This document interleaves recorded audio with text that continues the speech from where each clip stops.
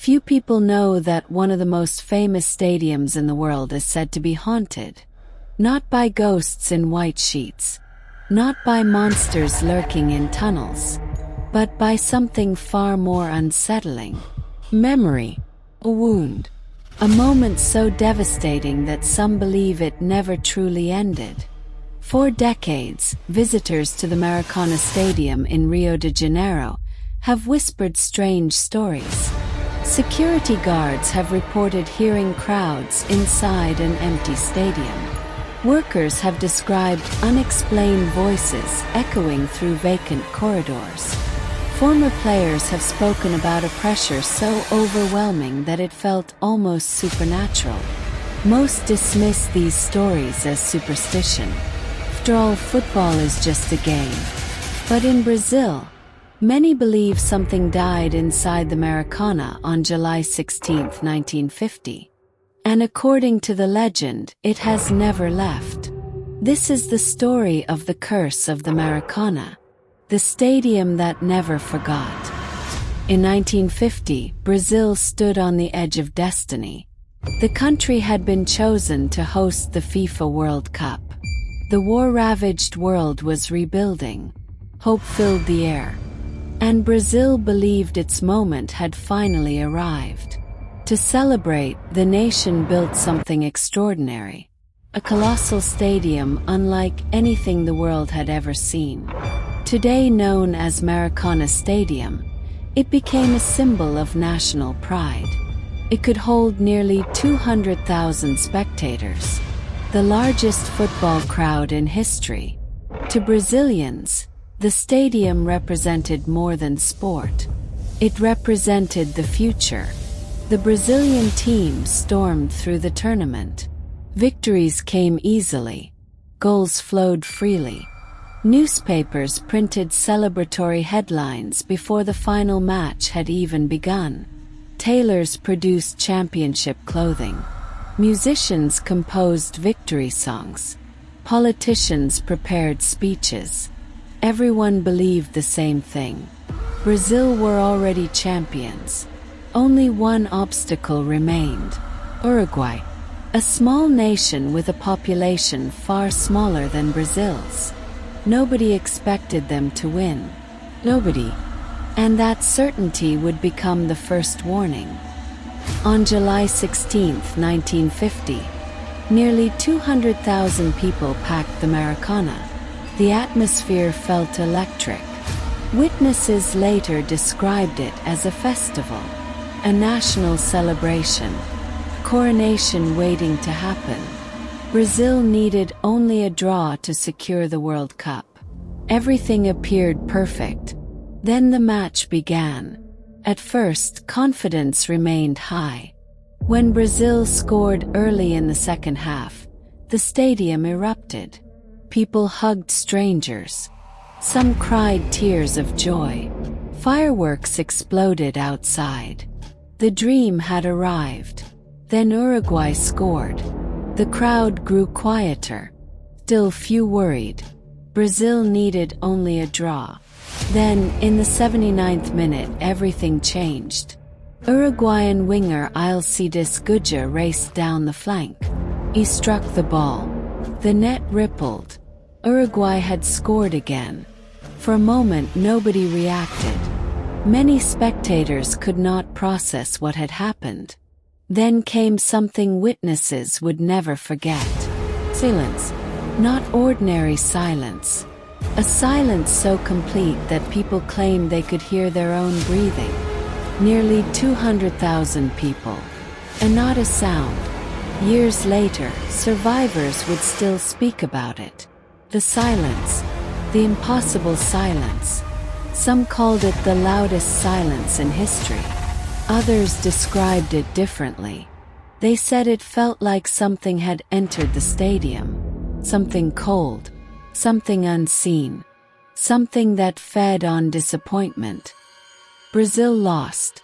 The nation entered mourning. Newspapers compared the defeat to a national tragedy. People wept openly in the streets. Some supporters reportedly suffered heart attacks. Others refused to discuss football for years. But strange stories soon emerged. Several maintenance workers claimed they heard cheering inside the empty stadium late at night.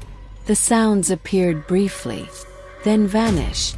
Security personnel reported hearing footsteps in abandoned sections. When investigated, nobody was there. One worker described hearing thousands of voices whispering simultaneously. The sound stopped when he turned around. His account was dismissed. Yet similar reports continued. Most were never officially documented. They survived only through conversations, whispers, rumors, legends, and every legend needs a beginning. In the decades that followed, journalists became fascinated by the phenomenon. Many attempted to investigate. Most found nothing unusual, but some reported experiences they struggled to explain. One sports writer spent a night inside the stadium in the 1970s. He expected boredom. Instead, he described hearing what sounded like distant applause shortly after midnight. The noise lasted only seconds, yet it came from a section that was completely empty. Another journalist claimed to hear a man crying. The sound echoed through a tunnel beneath the stands. No source was found. Years later, a groundskeeper made a similar claim. According to his testimony, he heard a crowd celebrating a goal. When he looked toward the pitch, the field was empty. The stadium lights were off. The sound disappeared instantly. Skeptics blamed acoustics. Others suggested imagination. But the stories continued. And with each passing year, the legend grew. The most disturbing part of the Maracanã legend was not the reported voices. It was what happened afterward. For decades, many Brazilians believed the defeat had created a curse. Players spoke about the psychological weight of 1950. Generations inherited the trauma. Every major tournament revived memories of the loss. Every setback reopened old wounds. Then came another shocking event, the 2014 World Cup. Brazil hosted the tournament once again. The nation dreamed of redemption. History seemed ready to heal. Instead, disaster struck. Brazil suffered a humiliating defeat against Germany. 7-1. One of the most shocking results in football history. Many supporters immediately referenced 1950. Social media exploded with comparisons. Some claimed the curse had returned. Others argued it had never left. The old stories resurfaced. The whispers, the silence, the stadium. And once again, the Maracanã became the center of a mystery. One story stands above all others.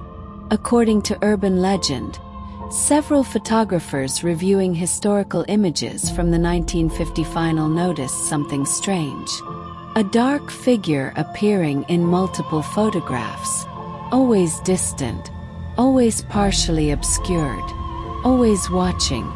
The figure seemed to occupy different locations despite photographs being taken minutes apart. Researchers attempted to verify the claim. Most concluded the images were likely ordinary spectators.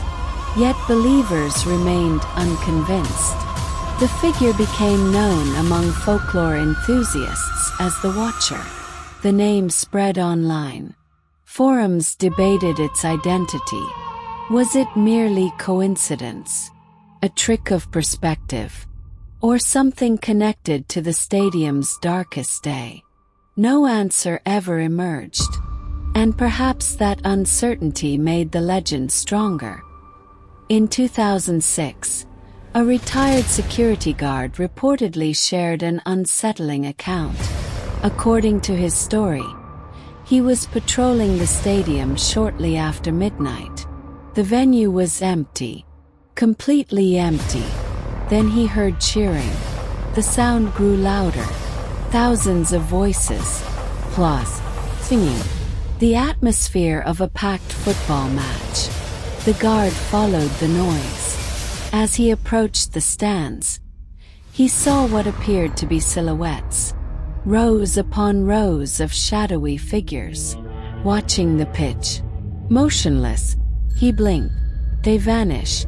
The sound stopped instantly. The man never worked another night shift. Whether true or not, the testimony became part of Maracanã folklore. Another piece of the puzzle. Another reason people wondered if the stadium remembered more than it should. Perhaps the real horror was never supernatural. Perhaps the curse was something far more human. Psychologists studying collective trauma often point to the 1950 defeat as a defining national event. The loss became embedded in Brazilian identity. Stories passed from parents to children. Memories survived across generations. The fear of failure became part of the culture surrounding football. In this interpretation, the curse was real, but not in the way people imagined. The stadium was haunted, not by ghosts, but by memory. A memory powerful enough to influence millions. A memory that refused to die. And perhaps that is even more terrifying.